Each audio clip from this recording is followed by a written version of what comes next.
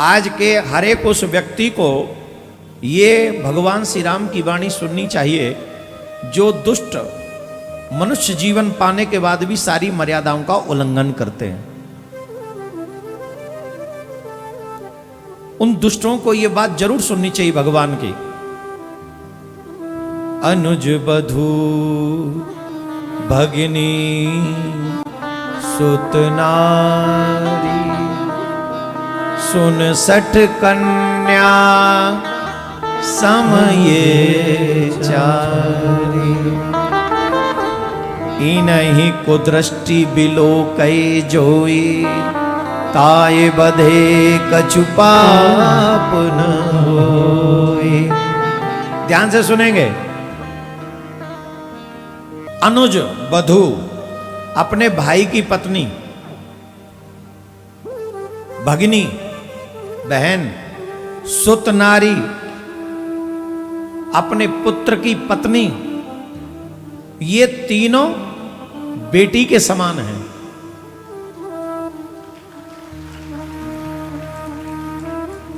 अब ध्यान से सुनना। आज के इस भयावह समय में ये कलंकित हो रहा है। आज की नजरें सिर्फ स्त्री को देखें तो भोग की, काम की, वासना की नजरें बढ़ती है। एक ही नजर है बस, चाहे वो घर में कोई रिश्ता क्यों ना लगता हो वो हमारा। अनुज बधू, आज भाभी के साथ कैसा व्यवहार करते हैं लोग बताओ। भगवान श्री राम की पत्नी सीता मैया का हरण हुआ। लक्ष्मण को लेकर भगवान श्री राम सीता मां को तलाश रहे हैं, उनकी खोज कर रहे हैं। सुग्रीव ने भगवान श्री राम को सीता मैया के कान के कुंडल दिखाए, तो राम जी तो पहचानते इन कुंडलों को। लेकिन जब लक्ष्मण से कहा कि लक्ष्मण जरा मेरी सहायता करो ये बताने में कि ये कुंडल सीता के ही है ना,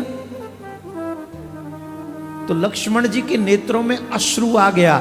हम उनके वंशज हैं, हे सनातनियों, हम उनके वंशज हैं। लक्ष्मण जी रो पड़े। पूछा क्यों रोते हो? बोले प्रभु मैं इसमें आपकी कोई सहायता नहीं कर सकता। क्यों? बोले मैंने कभी भी अपनी दृष्टि मां के चरणों से ऊपर उठाई ही नहीं, मैं तो सिर्फ मां के चरण देखता रहा। मैंने अपनी नजरें कभी मां के चरणों से ऊपर नहीं गई, मेरी चरणों में ही रही। हाँ पायल होती, बिछुए होते तो मैं पहचान लेता, ये तो कुंडल हैं। मैंने तो चरण निहारे हैं, देखे माता के कान नहीं। मैं तो चरणों का सेवक हूं, कुंडल की कोई पहचान नहीं। आज जो देवर अपनी भाभी से गंदा गंदा मजाक करते हैं, इसीलिए तो कहते हो रामायण हमें पसंद नहीं है, क्योंकि रामायण जैसा पात्र बनने की तुम्हारी औकात नहीं है।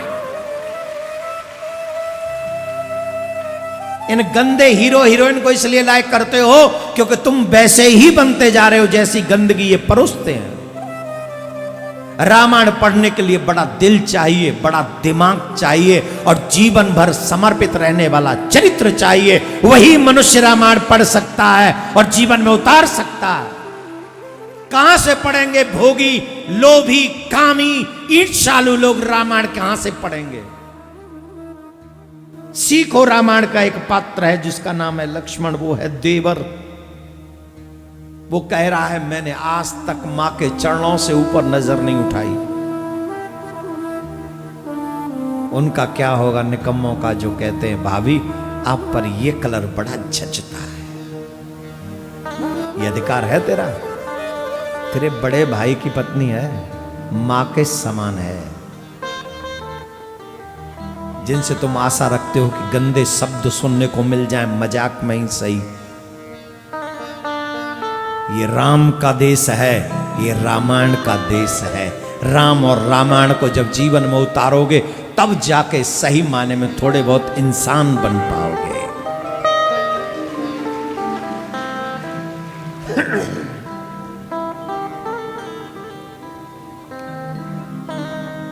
भगवान ने जब बाली ने पूछा कि आपने मुझे क्यों मारा, तो उन्होंने कहा जो अपने भाई की पत्नी को कुदृष्टि से देखता है,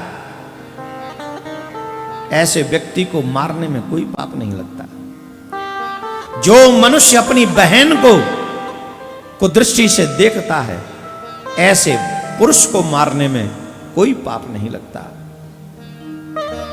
जो अपने पुत्र की पत्नी को कुदृष्टि से देखता है, ऐसे व्यक्ति को मारने में कोई पाप नहीं लगता। बहन,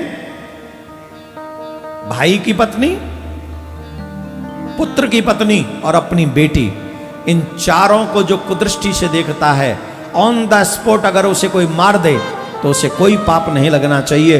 और हम तो चाहते हैं ऐसा कानून भी बन जाना चाहिए। ये रामायण का कानून है, ये राम का कानून है।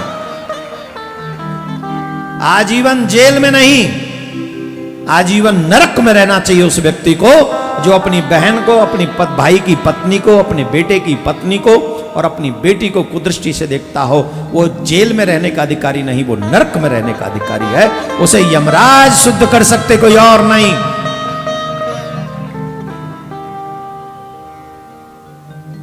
तो भगवान श्री राम ने कहा ऐसे दुष्टों का वध करने में कोई पाप नहीं लगता, इसलिए मैंने तुम्हारा वध किया है, इसलिए मैंने तुम्हें मारा है। तो भगवान श्री राम से बाली ने कहा मेरी कोई वाक्य पटुता आपके आगे नहीं चल सकती। और सच है, भगवान के आगे, गुरु के आगे अगर आप अपनी वाक्य पटुता, अपनी चालाकी प्रस्तुत करना चाहते हैं तो आप किसी काम के नहीं, क्योंकि परमात्मा और गुरु दोनों जानते हैं कि तुम्हारे कितने पानी में हो तुम। तुम्हारा बिहेव, तुम्हारा वचन तुम्हें देखते ही बता देते हैं कि तुम किस लेवल में हो। इसलिए भगवान से कोई चालाकी नहीं, गुरु से कोई चालाकी नहीं, धर्म से कोई चालाकी नहीं, अपनी अंतः आत्मा से कोई चालाकी हमको नहीं करनी चाहिए। बस अपने कल्याण की चिंता अवश्य कीजिए, क्योंकि बहुत कम समय बचा है। न जाने किस दिन हमारा बुलावा ठाकुर जी के पास से आ जाए और हमको जाना पड़ जाए। बोलो राधे राधे।